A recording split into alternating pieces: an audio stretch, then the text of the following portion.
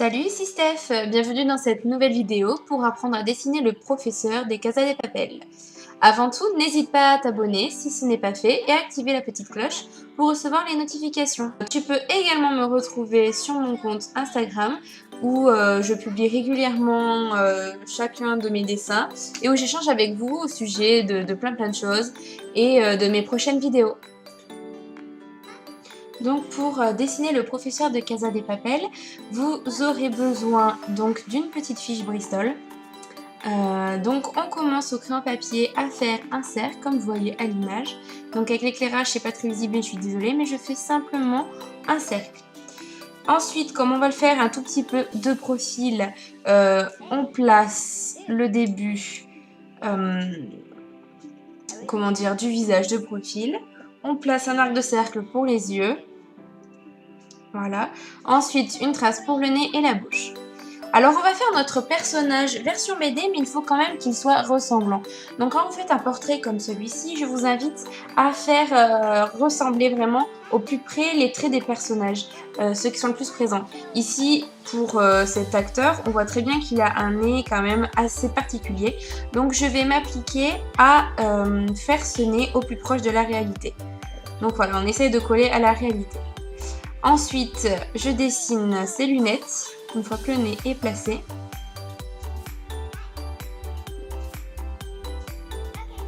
Puis les sourcils. Donc on essaie de coller à la réalité, à avoir des proportions réalistes. Donc c'est pareil, j'essaie de refaire la même forme des cheveux. Et puis de la moustache et de la barbe. Donc, je vous ai mis cette vidéo en accéléré pour que ce ne soit pas trop long. Donc voilà, je trace la mâchoire et je continue à faire la forme des cheveux.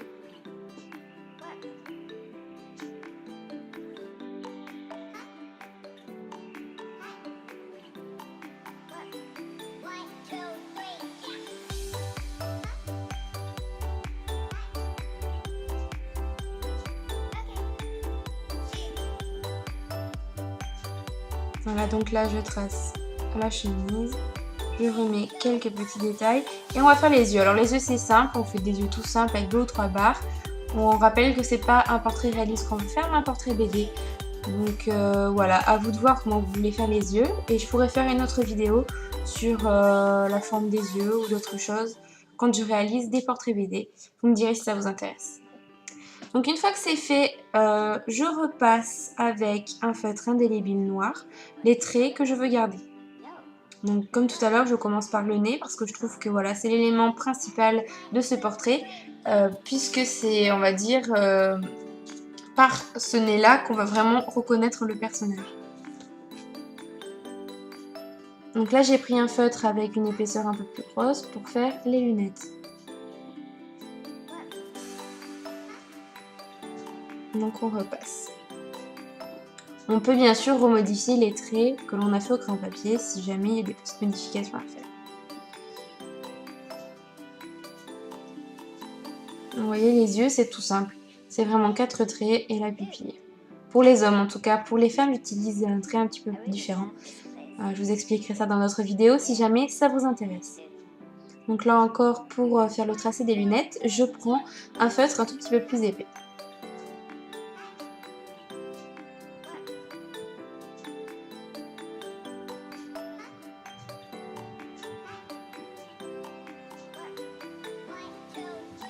Et je continue à travailler la forme de mon visage et des cheveux.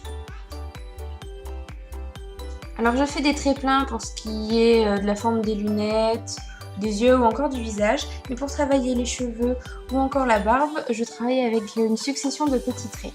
Vous êtes libre bien sûr de faire ce que vous avez envie et ce qui vous sied le plus.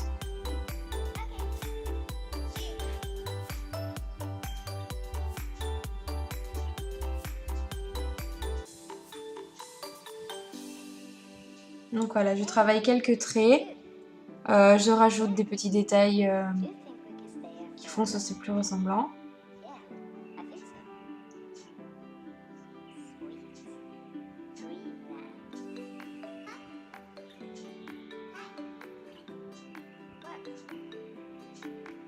Voilà, maintenant je travaille les détails de la chemise puis de la cravate. Donc j'y fais vraiment sommairement parce que c'est vraiment pas sur ça que j'ai envie de travailler. Voilà, j'accentue quelques traits. Puis ensuite, on laissera le temps de laisser sécher pour pouvoir gommer par la suite. Donc voilà, avec ces feutres indélébiles, il faudra quand même laisser un tout petit temps de séchage pour pas que ça bave, hein. Surtout avec l'utilisation des feutres à alcool derrière. Voilà, une fois que c'est sec, je passe au gommage.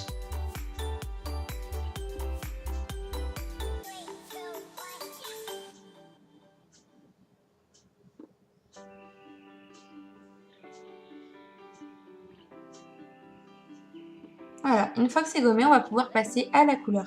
Donc pour les feutres, comme d'habitude, je travaille avec des Pro Markers, des DB Twin, des Twin Markers de chaque son, qui sont vraiment très bien.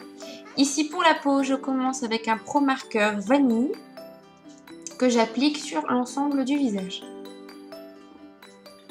Alors là aussi, je pense que j'ai pas laissé sécher assez longtemps puisque mon feutre bave un tout petit peu, mais bon, c'est pas grave. N'arrêtez pas un dessin si vous pensez qu'un tout petit truc comme ça peut le gâcher, allez jusqu'au bout, on ne sait jamais. Il y a toujours moyen de rattraper nos petites bêtises.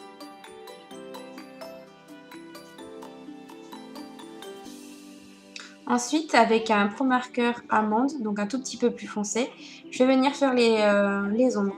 Donc là, j'essaye pas de fondre comme je fais d'habitude les couleurs entre elles. C'est de la BD, donc même si on voit la démarcation de l'ombre, c'est pas grave. Voilà, donc j'essaye de réfléchir où se placent les ombres au niveau du visage et j'applique ma couleur.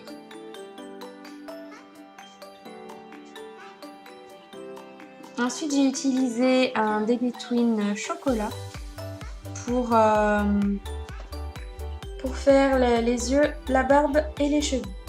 Donc oui, comme vous voyez aussi sur le côté, j'utilise mes nuanciers pour savoir exactement quelle couleur sera la plus proche de la réalité. Donc voilà, je commence toujours avec la couleur la plus claire, donc qui sera mon marron, et j'applique sur la totalité de la barbe puis des cheveux.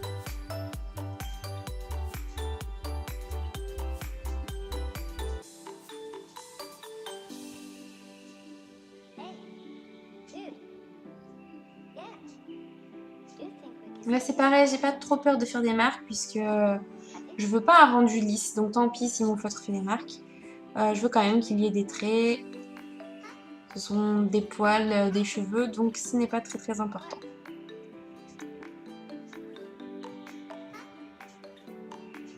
J'en joue même des fois en en rajoutant davantage.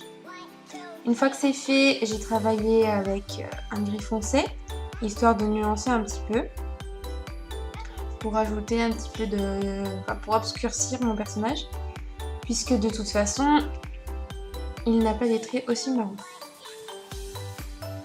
Donc voilà, je repasse avec un graphite gris, la barbe et les cheveux. Donc là c'est pareil, j'appose des tout petits traits pour coller un tout petit peu un rendu assez réaliste.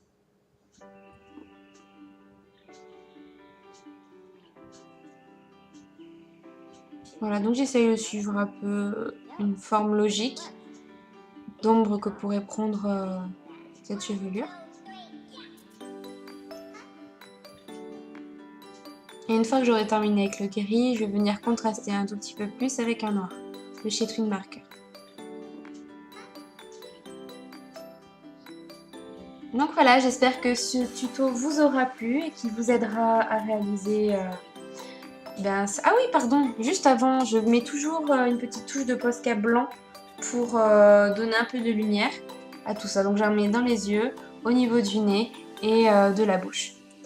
Donc voilà, j'espère que ce tuto vous aura plu, qui va vous aider à réussir à réaliser ce portrait et pourquoi pas des portraits d'autres personnes en version simplifiée BD.